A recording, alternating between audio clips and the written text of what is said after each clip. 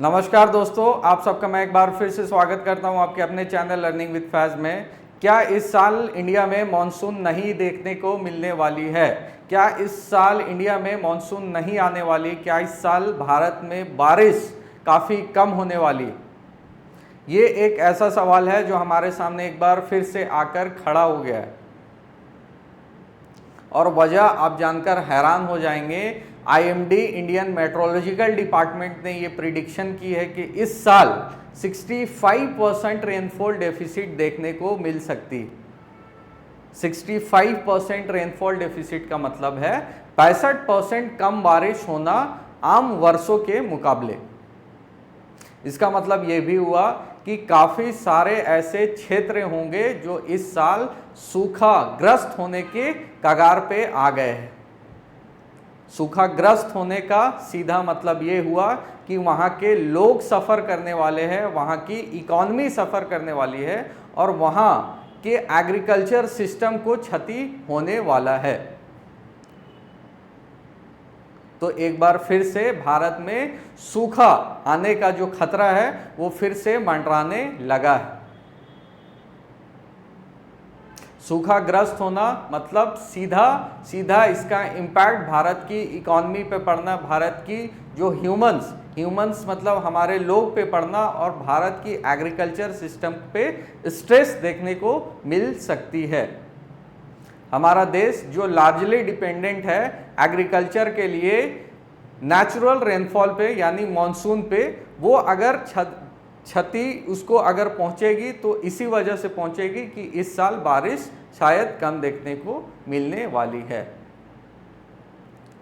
वजह जानकर आप हैरान हो जाएंगे कि आईएमडी ने ये प्रिडिक्शन क्यों की है, क्योंकि ये जो बादल आप मेरे पीछे देख रहे हैं जो कल तक हमारे देश के ऊपर मंडरा रही थी, जो रिस्पॉन्सिबल होती किसी भी जगह पे बारिश कराने के लिए, वो अचानक से डिसअपियर हो गई है, गायब हो गई। गायब हो जाने का सिंपल मतलब ये हुआ कि काफ़ी सारे जगह पे रेनफॉल हमें इस बार काफ़ी कम देखने को मिलने वाली। मुंबई में, महाराष्ट्र में एक्चुअली जो वो मॉनसून 11-12 जून तक आ जाती थी इस साल, उसे प्रिडिक्शन को उसे मतलब आगे कर दिया गया कि इस साल शायद 19-20 जून तक देखने को मिलने वाली। काफ़ी सारे ऐसे क्षेत्र भी है जहाँ पे प्री मॉनसून देखने को नहीं मिली या काफ़ी कम मिली। तो इन सब रीजंस के कारण आईएमडी ने ये बिल्कुल क्लियर कट प्रिडिक्शन की है कि 65% तक इस साल रेनफॉल डेफिसिट हमें देखने को मिल सकती। तो क्या है सच्चाई और एक्चुअल में क्या ऐसा होने वाला है, इस वीडियो में हम पूरे डिटेल में इसे समझेंगे और हम ये भी जानेंगे कि मॉनसून क्यों होती है और कैसे होती है और इस साल क्या वजह है जो ये प्रिडिक्शन किया जा रहा है कि इस साल मॉनसून काफ़ी कम होने वाली है। देखिए, सबसे पहली चीज़ तो ये कि एक सिंपल सा कॉन्सेप्ट है लो प्रेशर और हाई प्रेशर का। ठीक है, सपोज जो ये जगह है, ठीक है, समझिए ये एक रूम है, यहाँ पे काफ़ी सारे लोग हैं जो क्लोजली पैक्ड है। क्लोजली पैक्ड होने का मतलब हुआ कि काफ़ी सारे लोग हैं और आपस में काफ़ी कम डिस्टेंस पे वो लोग बैठे हुए हैं। ठीक है, ऐसे ऐसे करके पूरे रूम में लोग बैठे हुए और इनके बीच की जो दूरी है वो काफ़ी कम है, मतलब क्लोजली पैक्ड। ठीक है, तो अब इस रूम में आप अज्यूम कीजिए आप बैठे हुए। अब इस रूम में आप बैठे हुए तो आपको जनरली क्या फील होगा? आपको जनरली ये फील होगा कि वहाँ पे काफ़ी हाई प्रेशर है, काफ़ी हाई प्रेशर, और आप यहाँ से भाग कर जाना चाहिएगा कुछ ऐसे रूम में जहाँ पे सिर्फ कुछ ही लोग बैठे हुए हैं और उनकी जो बीच की दूरी है वो काफ़ी ज़्यादा है, मतलब वो क्लोजली पैक्ड नहीं, जिसके वजह से आपको सफोकेशन नहीं होगी, आपको ज़्यादा प्रेशर फील नहीं होगा। ठीक है, तो ये बेसिक ह्यूमन नेचर है कि आप जो है ये हाई प्रेशर एरिया से जाना चाहेंगे लो प्रेशर एरियाज की तरफ। हाई प्रेशर एरियाज मतलब जहाँ जिस रूम में काफ़ी सारे लोग काफ़ी कम एरिया में बैठे हुए, उनकी आपस में बैठने की जो दूरी है वो काफ़ी कम है। ठीक है, तो अब आप इस चीज़ को अप्लाई कर दीजिए किसी लैंड के ऊपर, किसी जगह के ऊपर, किसी एरिया के ऊपर। जो क्लोजली पैक्ड एरियाज है, ये बेसिकली ठंडी जगह है, कोल्ड एरियाज। ठीक है, ये एक फैक्ट है जो आप याद कर लेना।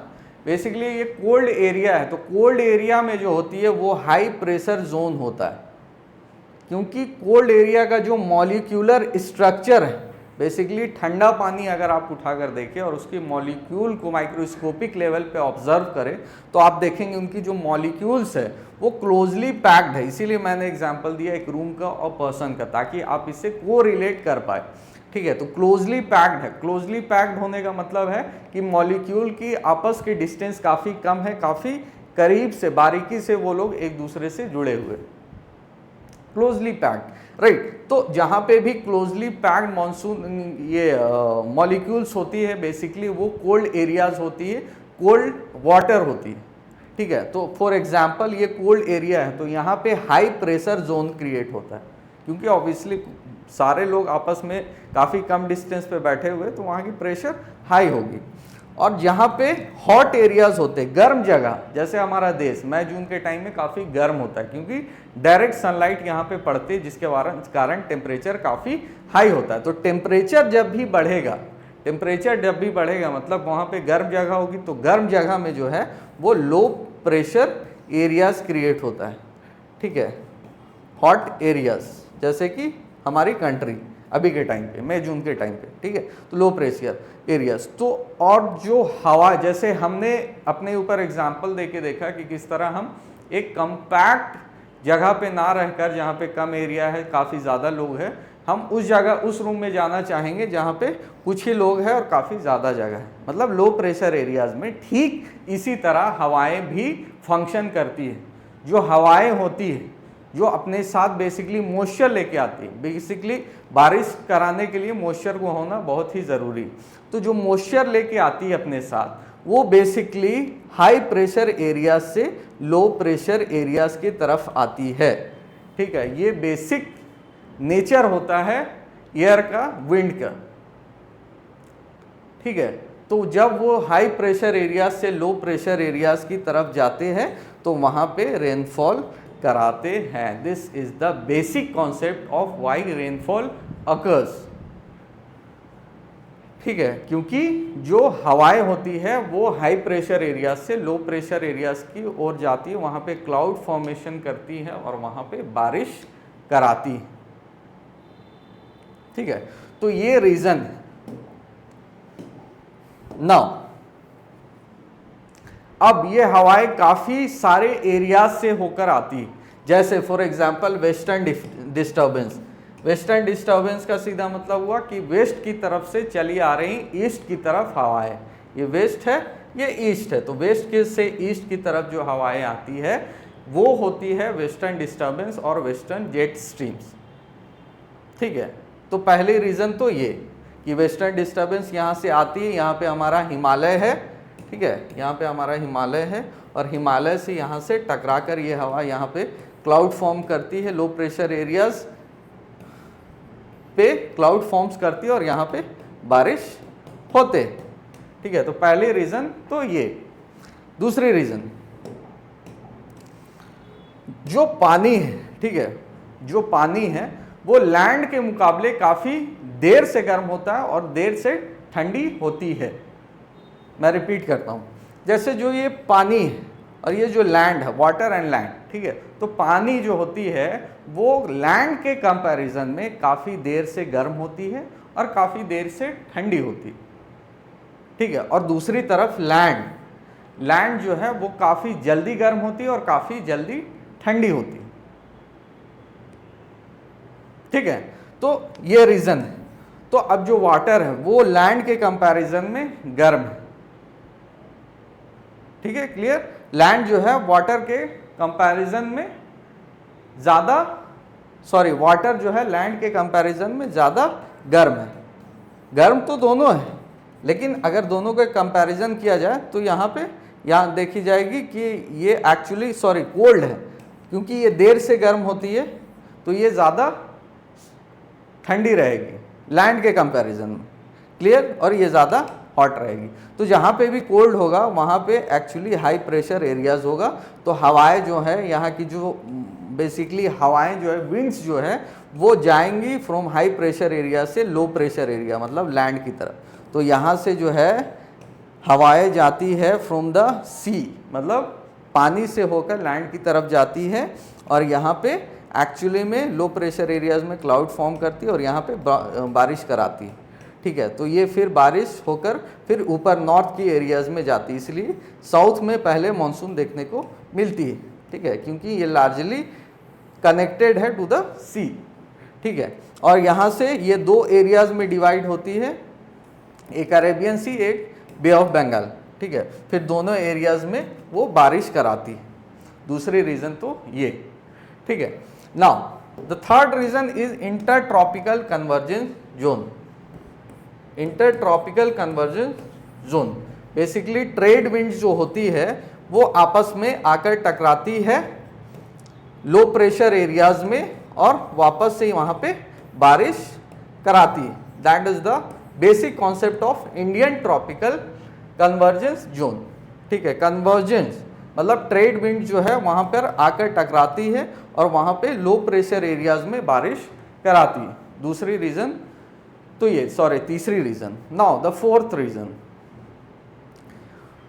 जब मैंने बात की वेस्टर्न डिस्टर्बेंस की तो उस टाइम मैंने एक वर्ड पॉइंट आउट किया, वो था जेट स्ट्रीम। जेट स्ट्रीम कुछ नहीं बल्कि एक हवाएं हैं। ठीक है, बेसिकली हवाएं हैं, विंड्स है, उन्हें ही जेट स्ट्रीम बोला जाता है। ठीक है, तो दो तरह की जेट स्ट्रीम होती है, वेस्टर्न जेट स्ट्रीम्स और eastern jet stream. Western jet stream जो है वो वेस्ट से ईस्ट की तरफ आती है। ठीक है, western jet stream east west से ईस्ट की तरफ आती है और ईस्टर्न जेट स्ट्रीम जो है वो ईस्ट से वेस्ट की तरफ आती है। सिंपल। ठीक है, नाउ जो वेस्टर्न जेट स्ट्रीम्स है वो बेसिकली रिस्पॉन्सिबल है ठंड में, मतलब during the cold season, winter season में वो रेनफॉल कराने के लिए रिस्पॉन्सिबल है। ठीक है, मतलब जो जब भी ठंड में बारिश होती है western jet stream is responsible for that बारिश। क्लियर। नाउ तो अब क्या है कि वेस्टर्न जेट स्ट्रीम विंटर में काफ़ी स्ट्रांग होती है और समर में वीक। ठीक है, समर में वीक। अब देखिए कि इस साल क्या हुआ है, एक्चुअली में ईस्टर्न जो जेट स्ट्रीम है जो ईस्ट से वेस्ट की तरफ आ रही है, ईस्टर्न जेट स्ट्रीम और वेस्टर्न जेट स्ट्रीम, तो वेस्टर्न जेट स्ट्रीम इस बार काफ़ी स्ट्रांग है कंपैरेटिंग टू ईस्टर्न जेट स्ट्रीम। ठीक है, इसके मुकाबले ये काफ़ी स्ट्रांग है और इसका जो एक्चुअली में डायरेक्शन है वो शिफ्ट हो गया साउथ की तरफ और ईस्टर्न जेट स्ट्रीम भी सेम इसी एरियाज में आती है, मतलब साउथ की तरफ। अब आप एक सिचुएशन को यहाँ पे समझिए कि मान लीजिए दो लोग हैं। ठीक है, उनको एक ही दरवाजे से एक ही जगह जानी है, उनको इस रूम में जाना है, एक्चुअली इसको इस रूम में जाना है बट दरवाज़ा एक ही है। अब यहाँ पे क्या है कि दोनों को अर्जेंसी है जाने की, मगर जो ईस्टर्न जेट स्ट्रीम है वो ज़्यादा स्ट्रॉन्ग होना चाहिए अगर हमें इस देश में बारिश देखने को चाहिए। अगर हमें देखनी है कि इस साल बारिश अच्छे से हो तो इसका मतलब ये हुआ नॉर्मल कंडीशंस में ईस्टर्न जेट स्ट्रीम स्ट्रॉन्ग होती है। बट इस साल क्या हुई है कि वेस्टर्न जेट स्ट्रीम, ये वाली जो जेट स्ट्रीम है जो यहाँ से आ रही है वो ज़्यादा स्ट्रॉन्ग है। इसका मतलब ये हुआ कि ये इसको आगे जाने से रोक रही है, ये इसको अपना काम करने से रोक रही है और इसका काम क्या है, इंडिया में मानसून लाना। तो यही एक बड़ा रीज़न है कि इस साल जो है इंडिया में क्लाउड्स फॉर्मेशन अचानक से डिसअपियर हो गए और इस साल जो है प्रिडिक्शन की गई है कि इस देश में काफ़ी कम रेनफॉल देखने को मिलेगी। This is the one of the most reason. 4 reasons मैंने बताए और जिसमें से मेन रीज़न ये है कि इस साल वेस्टर्न जेट स्ट्रीम का ज़्यादा स्ट्रॉन्ग होने के कारण इस साल इस देश में, भारत में काफ़ी कम बारिश देखने को मिल सकती है। ठीक है, ये आपको मैंने क्लियर कर दिया। इसके अलावा एक और रीज़न, एक दो और रीज़न है, जिसमें से एक एल नीनो है। एल नीनो भी जैसे मैंने वीडियो में अपना बता रखा, आप जाकर देख लीजिएगा। El Nino basically western currents है, ठीक है, जो आती है वेस्ट साइड से और जो बारिश कराती है इंडिया में।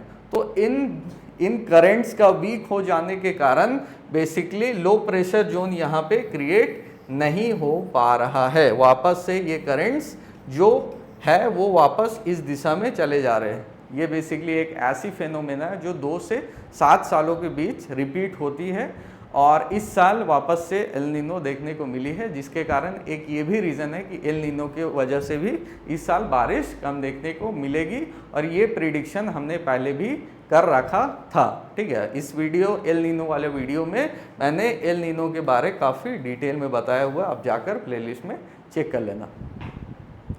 तीसरी बड़ी रीज़न है global warming. Obviously global warming is the one of the most important reason कि जो वेदर, जो क्लाइमेट की पैटर्न है पूरे देश में एंड इनफैक्ट पूरे वर्ल्ड में, वो कुछ समय से काफ़ी चेंज होती दिखाई दे रही है।